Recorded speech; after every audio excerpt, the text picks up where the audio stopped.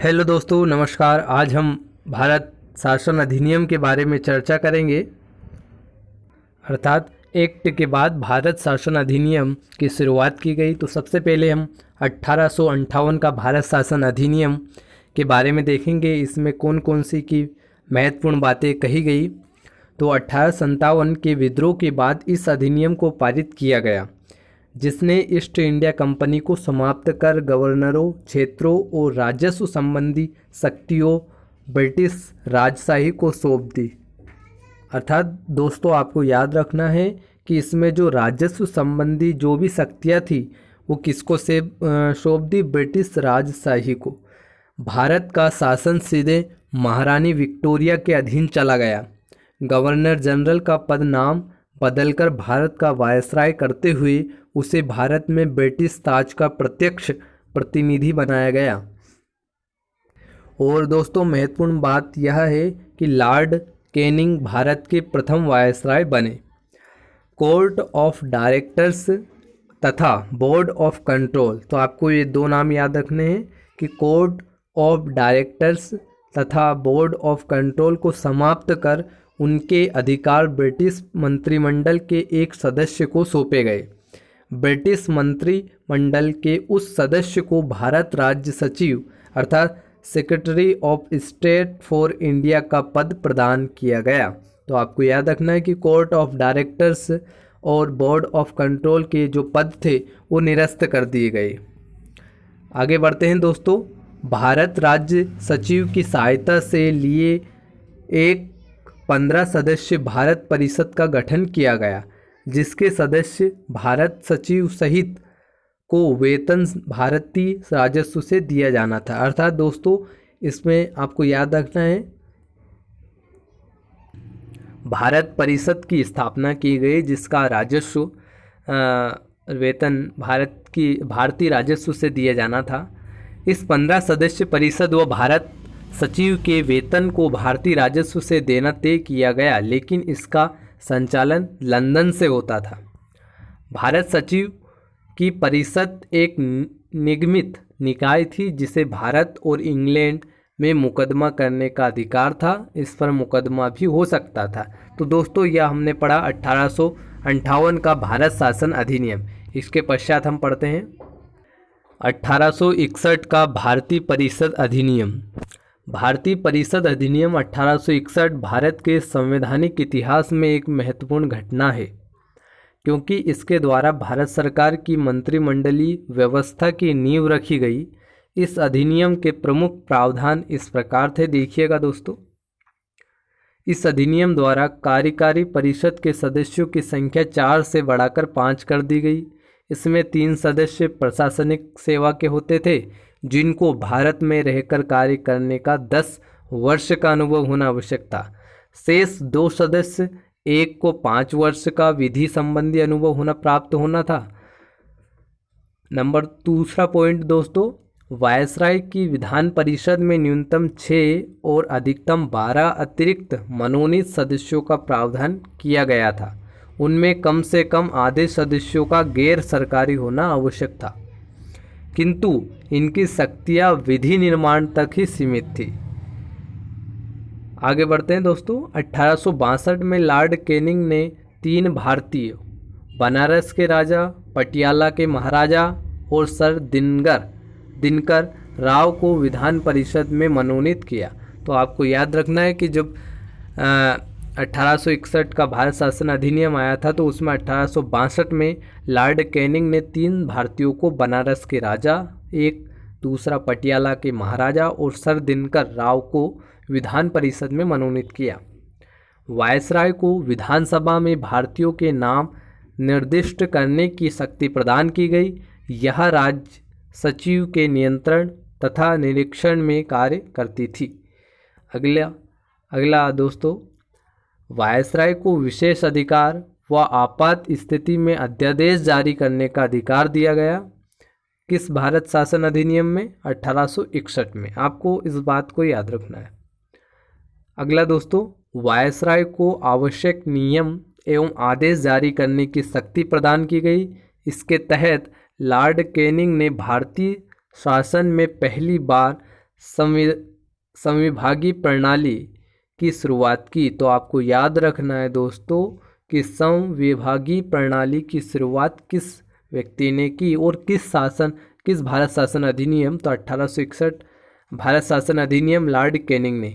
इस अधिनियम ने बम्बई और मद्रास प्रेसिडेंसियों को कानून बनाने की शक्ति वापस देकर विकेंद्रीकरण की प्रक्रिया की शुरुआत की। तो दोस्तों आगे बढ़ते हैं हम।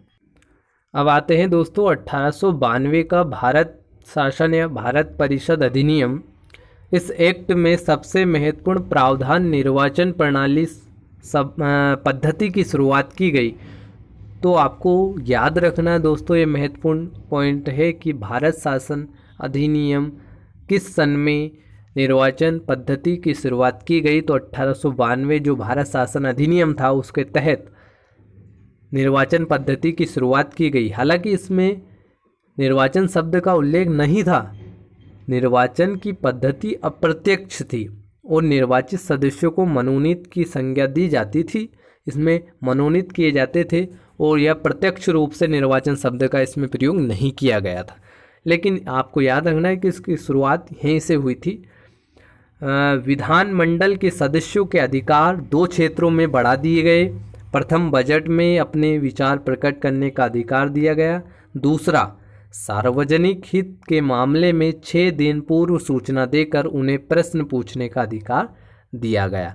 तो प्रश्न पूछने का अधिकार दिया गया और निर्वाचन पद्धति की शुरुआत की गई।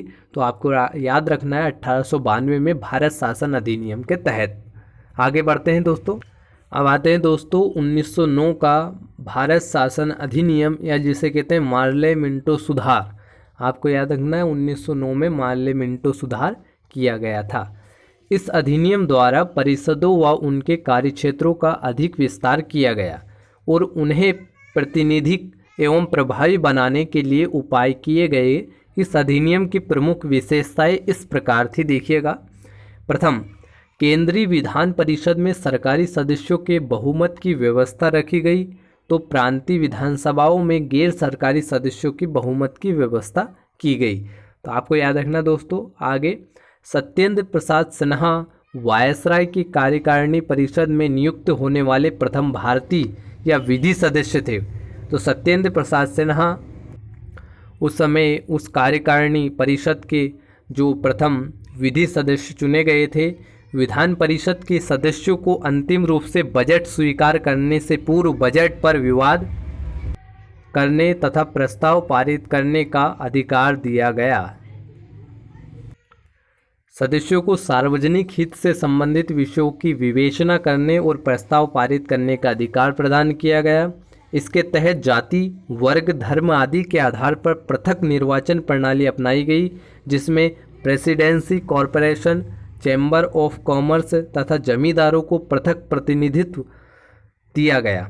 पृथक निर्वाचन के आधार पर मुस्लिमों के लिए सांप्रदायिक प्रतिनिधित्व का प्रावधान, जिसके अंतर्गत मुस्लिम सदस्यों का चुनाव मुस्लिम मतदाता ही कर सकते हैं, ऐसा भारत शासन अधिनियम 1909 में किया गया था। अर्थात मार्ले मिंटो, जिसमें एक तरीके से कहते हैं सांप्रदायिक विभाजन कह सकते हैं। मार्ले मिंटो अधिनियम 1909 को आप सांप्रदायिक विभाजन कह सकते हैं। तो आपको याद रखना दोस्तों, यह महत्वपूर्ण बातें थी। इसमें यह कहा गया कि मार्ले मिंटो जो भारत शासन अधिनियम आया था 1909 में, उसमें निर्वाचन प्रणाली आपके धर्म, आपकी जाति के आधार पर की गई। अर्थात मुस्लिम लोग जो मुस्लिम का प्रतिनिधित्व करेंगे उनको मतदान मुस्लिम करेंगे और हिंदुओं को हिंदू करेंगे। इस प्रकार की विभाजक प्रणाली का इसमें शुरुआत किया गया।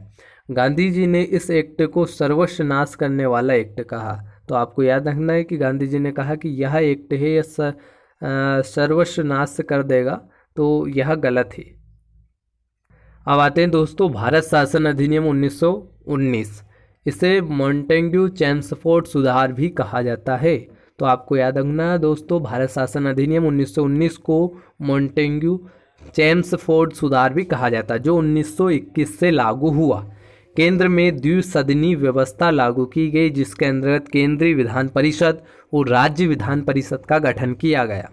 केंद्रीय और प्रांतीय विषयों की सूची की पहचान और उन्हें पृथक कर राज्यों पर केंद्रीय नियंत्रण कम किया गया। प्रांतों में द्वैत शासन प्रणाली की शुरुआत की गई। प्रांतीय विषयों को दो भागों में बांटा गया, आरक्षित और हस्तांतरित। आरक्षित विषय में भूमि कर, वित्तीय, न्याय, पुलिस, पेंशन, समाचार पत्र, कारखाने आदि सेवाएं थी, जबकि हस्तांतरित सूची में शिक्षा, स्वास्थ्य, कृषि और सार्वजनिक निर्माण विभाग, स्थानीय स्वायत्त शासन जैसे विषय थे। आरक्षित विषयों पर गवर्नर कार्यपालिका परिषद की सहायता से शासन करता था, जो विधान परिषद के प्रति उत्तरदायी नहीं थी, और सुशासन की इस दोहरी व्यवस्था को द्वैत शासन कहा गया। इस अधिनियम ने पहली बार देश में द्विसदनी व्यवस्था और प्रत्यक्ष निर्वाचन की व्यवस्था प्रारंभ की। आपको याद है दोस्तों, जो मॉन्टेग्यू चेम्सफोर्ड 1919 के तहत भारत में द्विसदनी व्यवस्था या प्रत्यक्ष निर्वाचन प्रणाली की शुरुआत की गई। वायसराय की कार्यकारिणी परिषद के 6 सदस्यों में से कमांडर इन चीफ को छोड़कर 3 सदस्यों का भारतीय होना आवश्यक था। पृथक निर्वाचन मंडल का विस्तार किया गया। मुसलमानों के साथ सिख, ईसाई, यूरोपियन और एंग्लो इंडियन के लिए भी पृथक निर्वाचन की व्यवस्था की गई।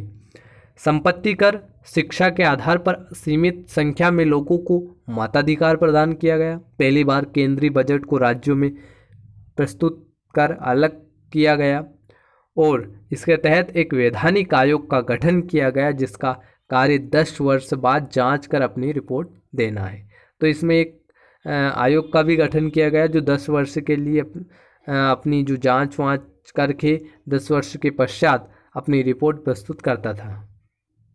दोस्तों, अंतिम आता है भारत शासन अधिनियम 1935। इसकी जो भी महत्वपूर्ण बातें हैं वो आपको याद रखिए कि भारत के वर्तमान संविधान का प्रमुख स्रोत 1935 का अधिनियम है।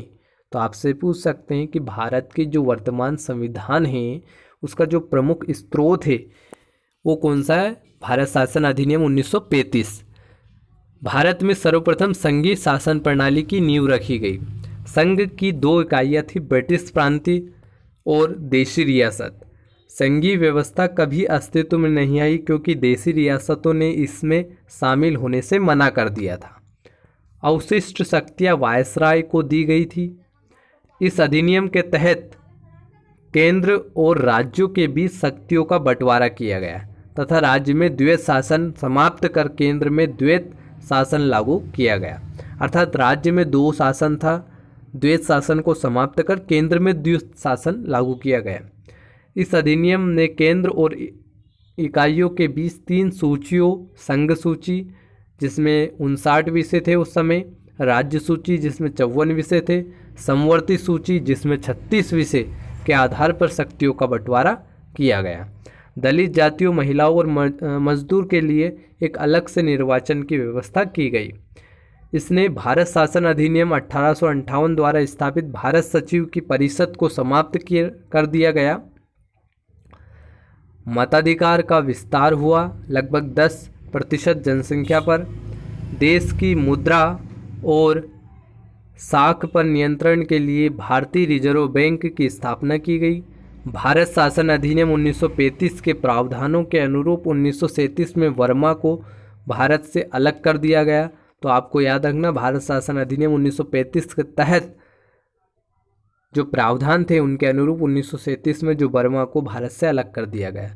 संघ लोक सेवा आयोग, प्रांतीय लोक सेवा आयोग, प्रांतीय सेवा आयोग और तथा 2 या 2 से अधिक राज्यों के लिए संयुक्त सेवा आयोग की स्थापना की गई। इसके तहत 1937 में संघीय न्यायालय की स्थापना की गई। अब दोस्तों हम भारत शासन अधिनियम और जो भी एक्ट हमने पिछली क्लास में पढ़े थे उनसे कुछ क्वेश्चन पढ़ेंगे हम। नंबर 1, भारत में द्वैत शासन की शुरुआत निम्नलिखित में से किस अधिनियम के तहत की गई? नंबर 1, भारतीय परिषद अधिनियम 1909, भारत सरकार अधिनियम 1919, भारत सरकार अधिनियम 1935 और स्वतंत्रता अधिनियम 1937। दोस्तों आप सोच लीजिए कौन सा है। इसके पश्चात इसका आंसर है सही बी, अर्थात भारत सरकार अधिनियम 1919 के तहत भारत में द्वैत शासन की शुरुआत की गई। आगे बढ़ते हैं दोस्तों। निम्नलिखित में से कौन भारत सरकार अधिनियम 1935 की विशेषता नहीं है? केंद्र में द्वैत शासन, ऑल इंडिया फेडरेशन, प्रांतीय स्वायत्तता या प्रांतों में द्वैत शासन। तो इसका सही आंसर है प्रांतों में द्वैत शासन विशेषता नहीं थी 1935 की। आगे बढ़ते हैं। किसने कहा था कि भारतीय संविधान सहायक एकात्मक सुविधाओं वाले संघीय राज्य के बजाय संघीय सुविधाओं वाले एकात्म राज्य की स्थापना करता है? KC Wheare, B R Ambedkar, Ivor Jennings और ग्रेनविल ऑस्टिन। तो इसका सही आंसर है केसी वेयर। अगला दोस्तों, किस अधिनियम के तहत बंगाल के गवर्नर जनरल को भारत का गवर्नर जनरल कहा जाने लगा? 1833 के चार्टर एक्ट अधिनियम, 1784 के पिट्स इंडिया एक्ट, 1861 के भारतीय परिषद अधिनियम या 1858 के भारत सरकार अधिनियम। तो आपको याद रखना दोस्तों, इसका सही आंसर है 1833 चार्टर एक्ट के तहत भारत में जो भारत का गवर्नर जनरल था उसको बंगाल का गवर्नर जनरल था उसको भारत का गवर्नर जनरल बनाया गया। अगला दोस्तों, संविधान की प्रस्तावना में समाजवादी धर्मनिरपेक्ष शब्द किस संविधान संशोधन के द्वारा जोड़ा गया? तो मेरे हिसाब से यह आपको इजीली याद होना चाहिए क्योंकि ये बहुत सारे एग्जामों में पूछा गया। तो ये इसका सही आंसर है 42वें संविधान संशोधन 1976। अगला, नई अखिल भारतीय सेवा खालिस्तान द्वारा बनाई जा सकती है? संसद के एक अधिनियम द्वारा, राज्यसभा द्वारा एक प्रस्ताव पास कर, राष्ट्रपति के आदेश पर, लोकसभा द्वारा एक प्रस्ताव पास कर। तो इसका सही आंसर है दोस्तों राज्यसभा द्वारा एक प्रस्ताव पास कर किसका गठन किया जा सकता है? एक अखिल भारतीय सेवा का गठन किया जा सकता है। आगे बढ़ते दोस्तों, निम्न में से कौन संघ लोक सेवा आयोग के कार्यों का विस्तार कर सकते हैं? प्रधानमंत्री, राष्ट्रपति, संसद और कार्मिक मंत्रालय। तो इसका आंसर है संसद लोक सेवा आयोग के कार्य का विस्तार कर सकते हैं। इसके पश्चात बढ़ते हैं दोस्तों। धन विधेयक को किसकी सिफारिश पर राज्य विधानसभा में पेश किया जाता है? तो वित्त मंत्री, राज्यपाल, मुख्यमंत्री, तो विधानसभा अध्यक्ष। तो इसका सही आंसर है राज्यपाल की अनुशंसा पर धन विधेयक को विधानसभा में प्रस्तुत किया जाता है दोस्तों। अगला दोस्तों, पंचायती राज व्यवस्था सर्वप्रथम निम्नलिखित में से किस राज्य में लागू हुई? मध्य प्रदेश, राजस्थान, राजस्थान एवं महाराष्ट्र, राजस्थान एवं आंध्र प्रदेश, आंध्र प्रदेश एवं उड़ीसा। तो इसका सही आंसर है दोस्तों राजस्थान और आंध्र प्रदेश। आपको याद रखना, पंचायती राज्य व्यवस्था सर्वप्रथम राजस्थान और आंध्र प्रदेश में लागू हुई। अगला क्वेश्चन, नियंत्रण एवं महालेखा परीक्षक की नियुक्ति कितनी अवधि के लिए की जाती है? तो इसका सही आंसर है दोस्तों 6 वर्ष के लिए, है ना। तो दोस्तों आज हमने जो भारत शासन अधिनियम के बारे में पढ़ा था, जो भी महत्वपूर्ण अधिनियम हुए जिनमें जो महत्वपूर्ण बिंदु दिए गए थे उनको आपको याद रखना है। जैसे द्वैत शासन 1935 का अधिनियम आपको याद रखना है, 1909 का याद रखना है। तो ये और दूसरी निर्वाचन पद्धति की शुरुआत किस अधिनियम में हुई। तो इस प्रकार की जो महत्वपूर्ण बातें हैं वो आपको याद रखना है। आपने इस वीडियो को पूरा देखा दोस्तों, धन्यवाद। वीडियो को अपने सभी फ्रेंड्स को शेयर कर दीजिए ताकि वे भी चैनल को सब्सक्राइब करें और शायद इस कोरोना काल में अपनी जो भी तैयारी को एक अच्छा आयाम दे सके, क्योंकि मेरे अनुसार आपको यह समय बहुत अच्छा समय मिला है अपनी तैयारी को और अच्छे से करने से और अच्छे से कर सके। आप अपने जितना 80% पढ़ा है तो आप उसको 100% करें, क्योंकि यह समय बहुत अमूल्य समय है। बहुत सारे लोगों ने इसमें अपनी तैयारी को छोड़ दिया है या ब्रेक कर दिया है, तो आप निरंतर इसे जारी रखिए।